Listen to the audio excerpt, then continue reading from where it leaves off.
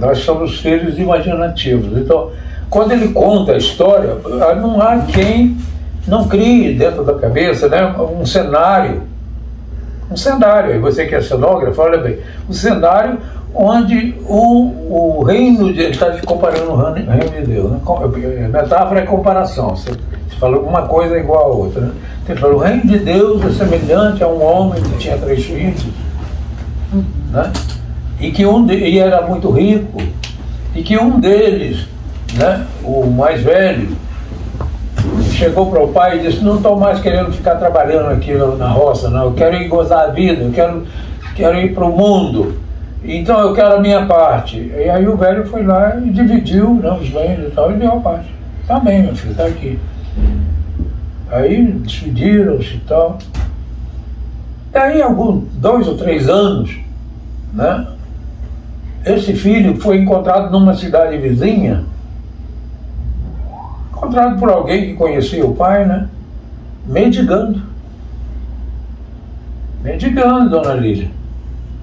Gastou tudo, estava mendigando. E alguém, né, você não é filho de fulano, né, acabou descobrindo e levou a notícia para o velho, seu filho está mendigo na cidade aqui próxima. Vamos supor que fosse aqui em Santa Luzia. Aí o velho foi lá. Aliás, não, ele mesmo foi convencido pelo amigo, né, aí procurar o pai. Ele foi. Chegou e pediu perdão ao pai.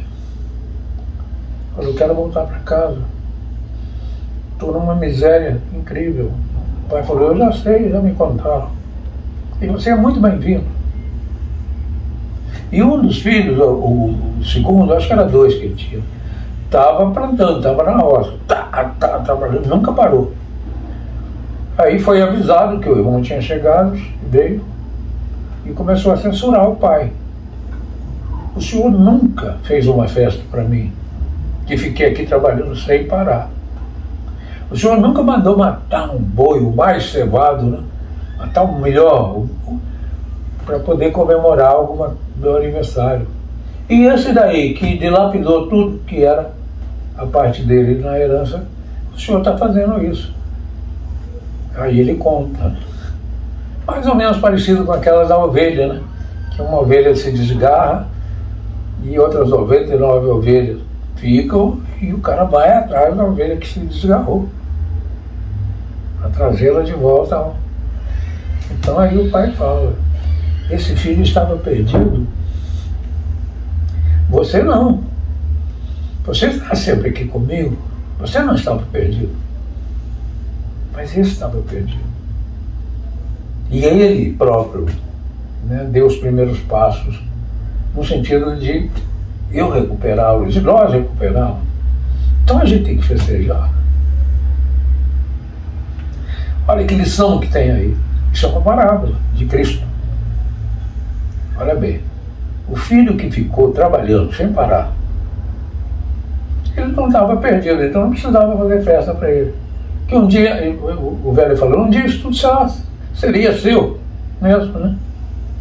Agora esse outro aqui estava perdido, se encontrou e voltou. Qual é o coração de um pai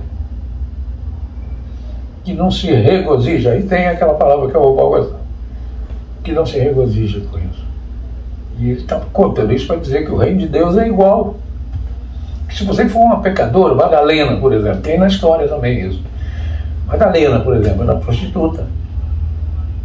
Mas quando ela viu Jesus, ela se iluminou.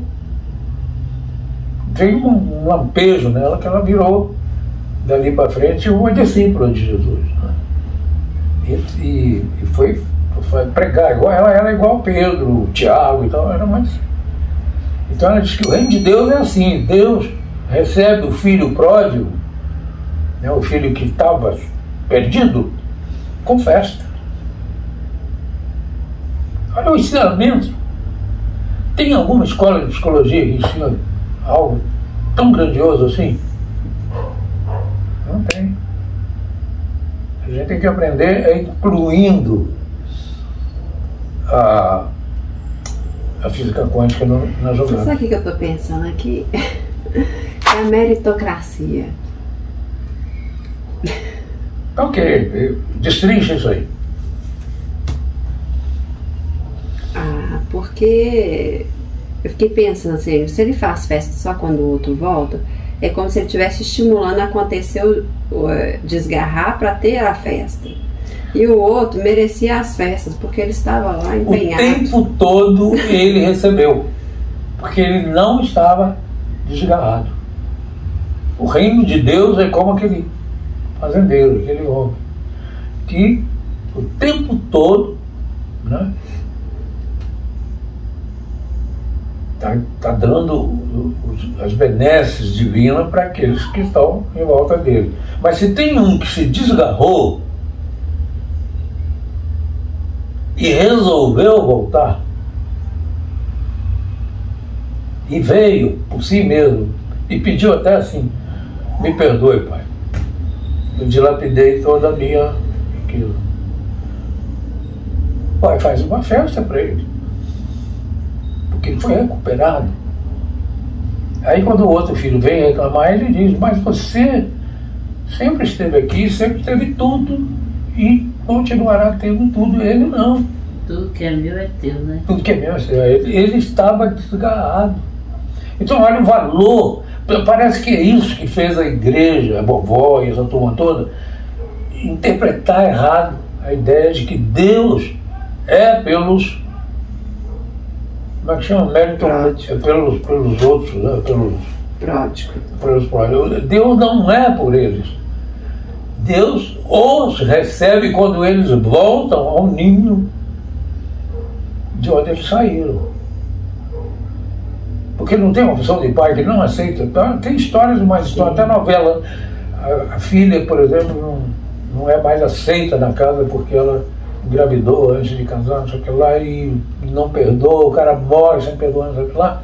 Essa lição é para eles. Ela volta. Por isso que o perdão é uma porta, né, incrível para o paraíso.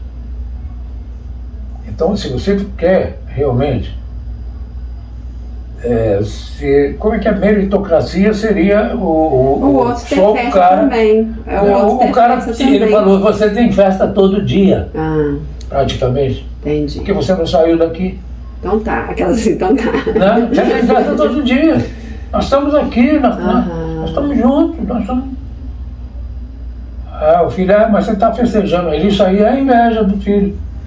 Que se o pai fosse do tipo muito humano que nós temos tantos aqui, entendi, estaria assim, né? Estaria não é que não é questão, mas assim, não pode festejar com, né, com quem chega. Não, pode festejar. Pode, porque ele está de volta. Ele estava, isso aí é igualzinho a parábola da ovelha também, da ovelha perdida. Você conhece a parábola da ovelha perdida? Não sei. O reino do Pai é como aquele fazendeiro, aquele criador de ovelhas, né, pastor de ovelhas, que tendo 100 ovelhas, lá, de repente se deu conta de que uma ovelha tinha se perdido, tinha se desgarrado.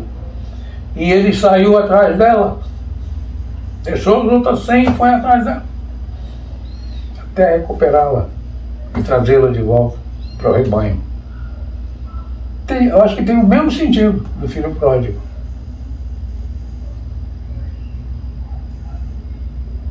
A vovó e o pessoal católico tudo entende errado, entende que aquele cara tinha que ser castigado. Mal interpretado, né? Ele tinha que ser castigado porque ele pegou o dinheiro dele, dilapidou tudo e agora está aqui de volta. Ele tinha que ser castigado. Mas Deus não, o Deus não é. O Deus não. Aí ele conta uma outra história, ele fala qual é o pai, mas aí falando numa condição mais de coisa, né? Que tendo um filho que lhe pede um pão, ele deu uma pedra. Não existe entre nós um pai que fizesse isso. Então como que você acha que o Pai Celestial iria atuar com aquele filho que na verdade é como se estivesse vindo pedir o pão? porque ele dilapidou tudo que tinha perdido. Não, eu entendo e gosto. Eu só fiquei pensando assim, por que o outro não poderia ter comemorações? Não, mas o outro tem. O outro nunca deixou de ter. Entendi. É isso que ele queria dizer. Mas eu acho que se o outro falasse, ó pai, já que meu aniversário está chegando aí, quem sabe se eu dá uma festa para mim também. Entendi. Era capaz do pai, vamos dar uma festa para você então. Mas o pai acreditava que ele já estava numa festa perene. Não, sabe com o que eu associei? Porque uma vez eu li no livro acho que foi do Márcio Atala, falando assim, que às vezes os pais, quando o menino está doente, dá muita atenção. Verdade. Né? Quando tem o problema, é que dar aquela atenção. Verdade. Aí eu fiquei pensando nisso, me incomodou isso. Não, aí você tem que dar atenção para os dois, né? Não, mas essa é a verdade. Só que quando a criança está doente, os pais quase que não têm escolha, eles têm que dar atenção para poder o filho se curar. Então a artimanha aí não está no pai, está no filho. O filho que, por exemplo, fica doente para poder receber atenção também, ele é que é o artimanhoso, não é o pai que é o artimanhoso. É porque ele vê uma coisa acontecendo nos olhos dele.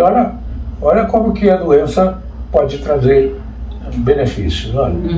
Mamãe agora só cuida do Paulinho. Eu quero ficar doente também para poder a mamãe cuidar de mim. É uma inteligência, né, utilizada como uma espécie de artimanha para poder obter aquele resultado. É muito comum isso.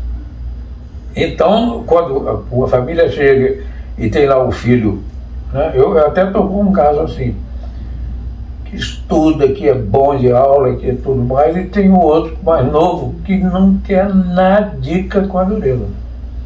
Então essa família chega e o mais velho está dizendo, né, que eles dão toda a atenção para isso. Aí tem essa família, eu estou passando para eles a informação de que eles não devem deixar de cuidar desse, porque esse está sujeito até, né, ir para a Cracolândia. Mas que deve dar, né, ao outro tudo. Porque o outro passou em primeiro lugar, você não tem que falar, não é mais do que a sua obrigação. Não, senhor, parabéns, meu filho, maravilhoso, você é um filho que dá orgulho para mim. Aí o filho viu que ele recebeu isso, ele não vai ficar com inveja do que está recebendo aquela atenção lá, né, e querer ficar doente também, querer ficar malandro também para poder receber. Mas isso aí é tão difícil, porque somos humanos, né? A gente é frágil. Qual é a mãe que não vai cuidar daquele filho doente? Com todo esmero, né? E às vezes até negligencia o tratamento que ela deveria dar ao outro que está com saúde. Foi igual eu fiz com a irmã do joelho. Falei, se você tem um joelho doente, você só dá atenção para ele, o seu joelho só vai ficar com inveja e vai ficar doente também.